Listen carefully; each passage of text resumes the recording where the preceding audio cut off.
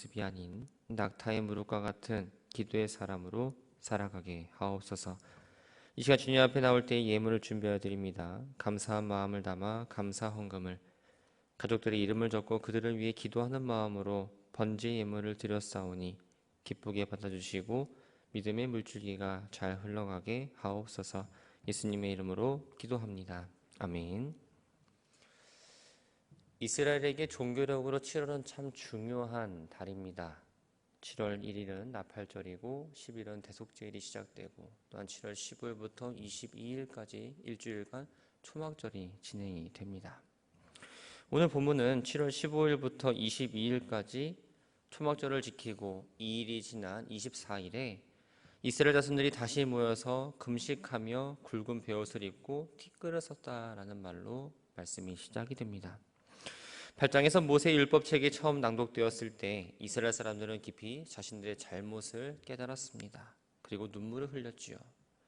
하지만 이러한 모습은 나팔절과 초막절이라는 어떠한 기쁨의 절기에 맞지 않는 행동이었습니다. 그래서 눈물을 거두고 다시 기쁨의 축제의 기간을 이어갑니다. 만약 여기서 머물렀다면 그들은 단지 율법에 나타난 이 하나님 말씀을 깨닫고 절기를 지킨 것밖에 되지 않았습니다. 그러나 이들이 여기에 머물지 않고 한 걸음 더 나아간 겁니다. 절기를 마치고 일상으로 돌아가야 됐지만 모든 걸 제쳐두고 하나님의 백성으로서의 모습을 회복하기 위해 다시 이 자리에 모이게 되었습니다. 유다 귀환민들은 철저한 회개를 위해 모든 이방인과의 관계를 끊기로 한 건 어찌 보면 자연스러운 결단입니다. 이스라엘 자손들이 이방인들과의 교제를 하고 또한 통혼을 함으로써 그들이 섬기는 우상을 섬기는 죄를 범하게 되었는데, 이들과의 단절은 그들과의 교제로 인해서 발생하는 모든 죄와 단절한다는 의미를 가지고 있습니다. 이날 모인 귀한 공동체는 오전 6시부터 9시까지는 서서 하나님의 율법책을 낭독을 들었습니다. 그리고 뒤에 3시간인 9시부터 12시까지는 죄를 자복하며 하나님께 경배를 드립니다. 4절 말씀을 좀 보면 예수와 바니 등 레위 사람 몇몇이 연단에 올라와 큰 소리로 하나님 앞에 회개기도하는 모습을 보게 됩니다. 이들은 이스라엘 공동체의 범죄의 책임이 율법을 가르치고 그들을 바른 길로 인도해야 하는 이 자신들의 에도 잘못이 있음을 깨닫고 연단에 올라와서 백성들을 대표해서 회개 기도를 하고 있는 겁니다. 참회의 기도를 드리고 나서 레위 사람들은 이스라엘 자손들을 향해서 하나님을 찬양하라라고 말합니다. 어떻게 찬양을 하라 할까요? 이들은 먼저 하나님은 천지와 만물을 창조하시는 창조자이고 하나님이 지으신 모든 것들을 돌보시고 모든 만물에 경배를 받으신다는 사실을 통해서 하나님을 먼저 찬양하고 있습니다.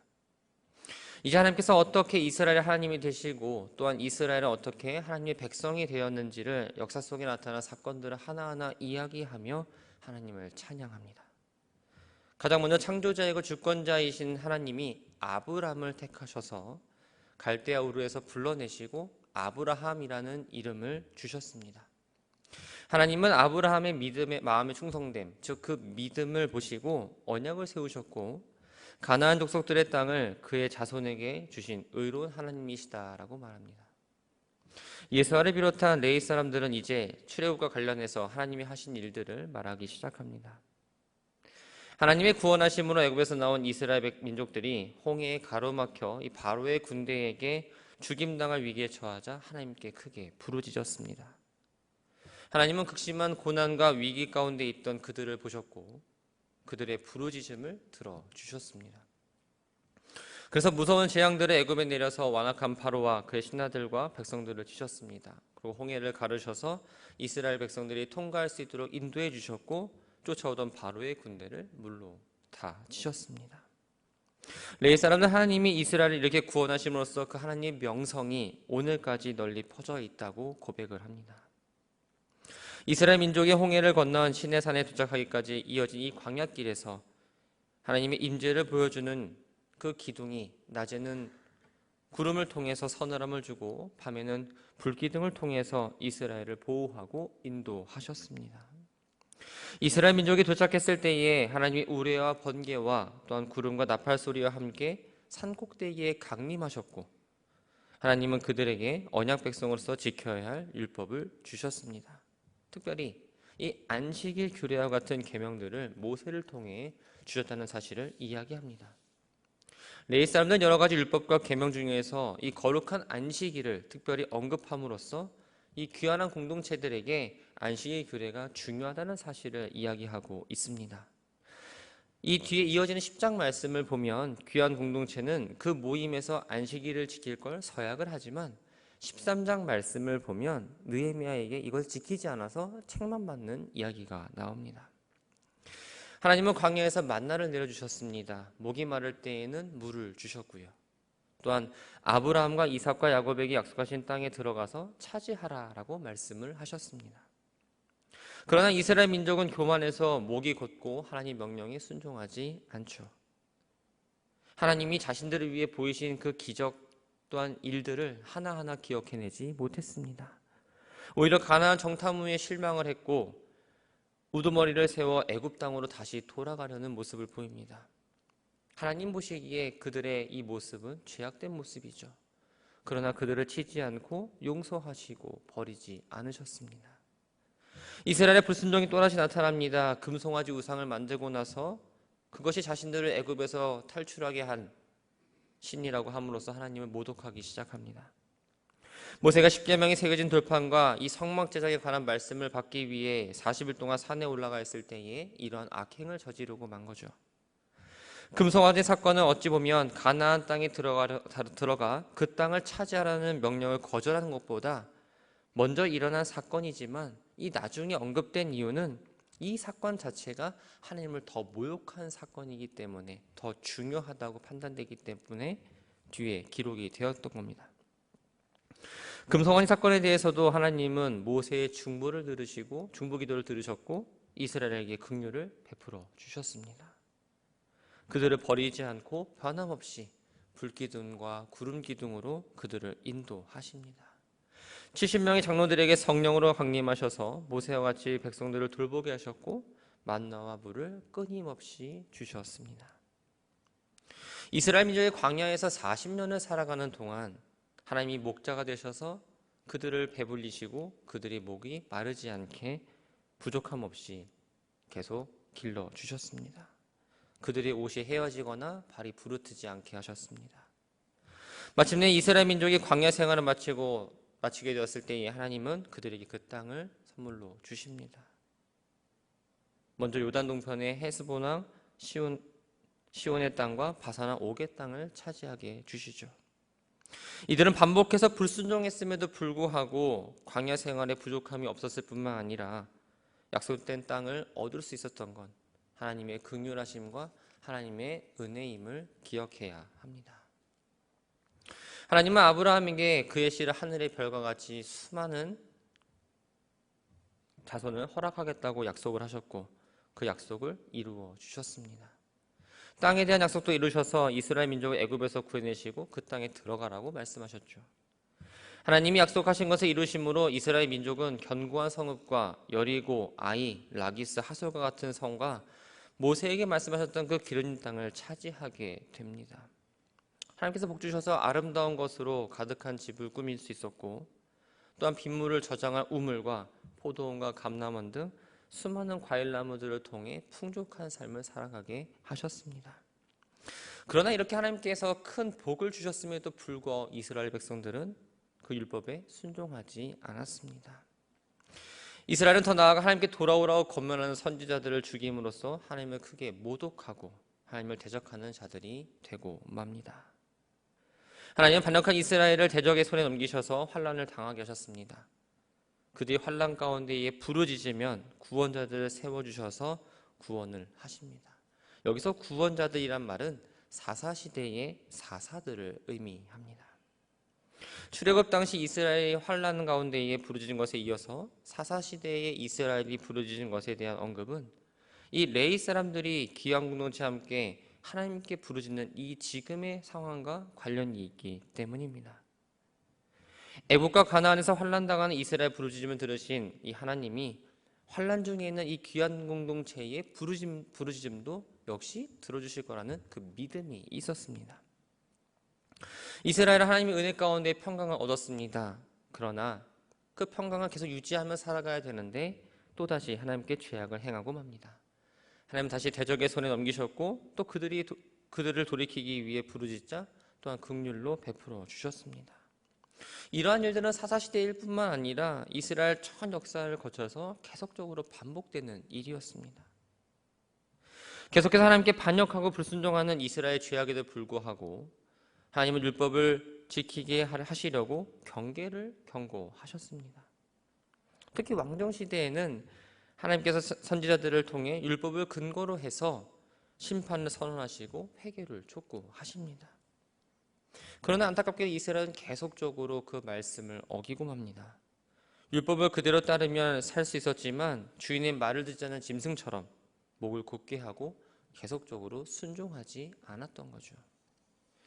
하나님은 정말 오래 참으시면서 선지자를 통해 경고하셨지만 이스라엘이 듣지 않게 결국 그들을 이방의 손에 넘기고 맙니다. 여로보암 이후에 끊임없이 황금 송아지를 섬겨온 이 북이스라엘에 엘리야와 엘리사 같은 선지자를 보내서 경고를 하셨지만 듣지 않자 결국 아수르에 의해서 멸망을 당하게 하셨습니다. 남유다 역시 산당에서 제사하며 이 북이스라엘 관습을 따라 행해서 하나님이 예레미야 같은 선지자를 보내서 말씀하셨지만 그들이 듣지 않자 바벨론을 통해 이 남유다를 멸망하게 하셨습니다. 하나님은 끝까지 불순종한 이스라엘을 포로로 잡혀가게 하셨지만 그들을 그곳에서 버리지 않으셨습니다. 왜냐하면 하나님이 그들을 불쌍하게 여겼기 때문입니다. 출애굽 후에 광야를 떠돌아야 했던 이스라엘 민족을 약속의 땅으로 인도하신 이 하나님은 포로로 잡혀간 이들을 다시 그 땅으로 돌아오게 하셨다라는 사실을 고백합니다. 레위 사람들은 이제 언약과 인애의 하나님께 간구합니다. 북이스라엘 멸망시킨 아수르 왕들의 시대부터 지금까지 조상들과 자신들이 환난당한 것을 불쌍히 여겨달라고 호소를 하지요. 그러면서 조상들과 자신들이 당하는 환난과 어려움이 이 악행에 대한, 자신들이 지은 죄에 대한 하나님의 의로운 심판이라는 사실을 인정합니다. 하나님이 비옥한 땅을 주어서 누리게 하셨음에도 불구하고 이스라엘 민족이 계속 하나님을 섬기지 않음으로써 이방 왕들이 종이 되게 하셨습니다. 심판의 도구로 세워진 이 이방 왕들이 그 땅의 소산과 가축과 백성들을 주장함으로써 이스라엘은 심한 어려움 가운데 있었습니다. 쉽게 말하면 자신들에게 주권이 없었다라는 거예요. 이런 상황 가운데서 레위 사람들과 귀한 공동체의 지도자들은 하나님의 언약을 다시 세우고 서명을 하기로 결단을 합니다. 느헤미야 9장 말씀은 어찌 보면 이 이스라엘 역사를 다시 한번 살펴보는 계기가 됩니다. 그럼을 통해서 이스라엘 백성들이 있었던 죄에 대한 반복, 또 그것 가운데 주시는 하나님의 은혜에 대해서 고백을 하고 간구를 하고 있습니다. 우리는 하나님을 믿는 백성입니다. 그렇다면 하나님을 믿는 사람답게 살아야 합니다. 학생은 학생답게. 세상에서 가장 무서운 말은 아마도 뭐뭐답게란 말인 듯합니다. 왜냐하면 그 뭐뭐란 답게란 말은 그것에 대한 행동에 대한 책임을 져야 되기 때문입니다. 믿음에 근거한 삶을 살아갈 때에 신실하신 하나님의 돌보심을 기대할 수 있습니다. 그런데 우리는 하나님을 신뢰하지 않고 불건강한 삶을 살아가면서도 하나님의 은혜를 너무나 열심히 구합니다. 내 할 도리는 하지 않으면서 내 의무는 감당하지 않으면서 무조건적으로 뭔가 나를 위해 달라고 하는 어찌 보면 이기적인 모습으로 믿음 생활을 하고 있는지 생각해 보시길 바랍니다. 하나님의 은혜를 입으려면 먼저 우리의 믿음이 회복돼야 합니다. 하나님과의 내 관계가 회복이 되어야 한다는 거죠. 마치 우상을 섬기듯이 그저 일이 잘 풀리기만 하기를 바라는 마음으로 주님께 우리가 나아가고 있지는 않은가. 우리의 기도 가운데에 우리의 교회와 우리의 나라와 또한 내 기도가 아닌 다른 사람들을 위한 기도가 나오지 않고 오직 나만을 위한 기도가 나온다면 너무나 이기적인 모습으로 우리가 기도하고 있지는 않은가 생각해 봐야 합니다. 늘 나를 돌아보면서 말씀에 내 삶을 비춰보면서 나의 죄를 인정하고 하나님의 신실하심과 공의를 고백할 때에 우리는 경건한 모습을 다시 회복할 수 있습니다. 이 기도의 자리에 나와서 주여 주여 한다고 우리의 어떠한 모습이 경건하거나 신실하다고 말할 수는 없습니다. 우리가 여기서 주여 주여 하면서 기도하며 나아가고 저 교회 문을 나가 세상 가운데 나아갈 때에 그 주여 주여 하는 마음으로 우리의 삶의 모습 가운데에 하나님의 마음이, 하나님의 사랑이 나타나야 합니다. 바라고 소망하는 건 이스라엘 온 백성이 하나님 앞에서 죄를 회개하고 순종했던 것처럼 나의 죄를 돌아보며 회개하시기 바랍니다. 더욱 하나님 말씀을 사모하며 그 말씀에 비춰봐서 찔림을 당할지라도 그 말씀에 더욱 순종하며 살아가기를 다짐하는 저와 여러분들이 되기를 주님의 이름으로 축원합니다. 광고 2가지 말씀만 드리겠습니다. 오늘도 지금 공사가 진행되고 있습니다. 그래서 불편하시더라도 나가실 때는 후문이나 아니면 저기 엘리베이터 쪽 방향으로 내려가시면 길을 닦아놨으니까 그쪽을 이용하시면 좋을 것 같고요. 오늘도 계속적으로 텍스 공사와 밑에 사무실 철거 공사가 이루어집니다. 일하시는 분들 사고 없이 이 일들이 잘 마무리되고 시작할 수 있도록 함께 중보 기도를 부탁드립니다. 기도하겠습니다. 참 좋으신 주님, 주님께서 이스라엘 백성들에게 아브라함에게 하신 약속이 오늘을 살아가는 우리들에게도 동일하게 적용됨을 기억하며 주님만을 의지하며 이 시간 나아갑니다. 40년의 어려운 시간 속에 하나님은 그들을 보호해 주셨고 인도해 주셨습니다. 하나님께서 허락하신 각기 다른 인생 가운데에 불기둥 구름기둥으로 지켜주시고 이 모든 것이 하나님의 은혜임을 기억하며 살아가는 믿음의 백성들 되게 하옵소서. 바라고 소망하기는 우리가 하나님의 백성이라는 사실을 잃지 않고 그 정체성을 버리지 않고 살아가기를 소망합니다. 하나님께 구할 때에 내 삶이 먼저 신실하게 나아가게 하시고 하나님은 마치 우상을 섬기듯 그저 내일만이 잘 되기를, 나와 관련된 것들이 잘 되기를 바라는 마음으로 주님을 찾지 않게 하옵소서. 우리는 늘 죄를 지으며 살아갑니다. 그러나 때로는 죄인 줄 알면서도 죄를 회개하지 않고 늘 죄를 키우며 사는 미련한 삶의 모습으로 살았던 적도 있습니다. 하나님, 주님의 말씀 가운데에 그 말씀이 내 말씀이 되어서 순종하게 하시고 지혜롭게 살아가게 하시며 우리의 죄에 대한 어떤 유혹들을 떨쳐버리고 하늘의 복을 만끽하며 살아가는 귀한 백성들 되게 하옵소서. 주님, 교회 안에 공사들이 계속적으로 진행되고 있습니다. 먼저 주의 잔을 돌보지 않았던 우리들의 죄를 용서하여 주옵소서. 변화되는 모습 가운데에 하나님을 향한 우리의 믿음의 모습도 변화되고 더욱 성숙해져가는 우리가 되기를 소망합니다. 주의 잔을 위해 기도하는 모든 성도들 되게 하시고 주의 전을 바라볼 때마다 기쁨과 감격을 고백하는 성도들 되게 하시며 이 주의 전을 더욱 사랑하는 마음을 부어 주옵소서. 주님 앞에 부르짖어 기도하는 성도들의 음성을 들어주시고 하나님께서 그 음성을 듣고 하나님의 때에 하나님의 방법으로 응답해 주실 줄 믿으며 예수님의 이름으로 기도합니다. 아멘. 하늘에 계신 우리 아버지여, 이름이 거룩히 여김을 받으시오며 나라가 임하시오며 뜻이 하늘에서 이루어진 것 같이 땅에서도 이루어지리이다. 오늘 우리에게 일용할 양식을 주시옵고 우리가 우리에게 죄 지은 자를 사하여 준 것 같이 우리의 죄를 사하여 주시옵고 우리를 시험에 들게 하지 마시옵고 다만 악에서 구하시옵소서. 나라와 권세와 영광이 아버지께 영원히 있사옵나이다. 아멘.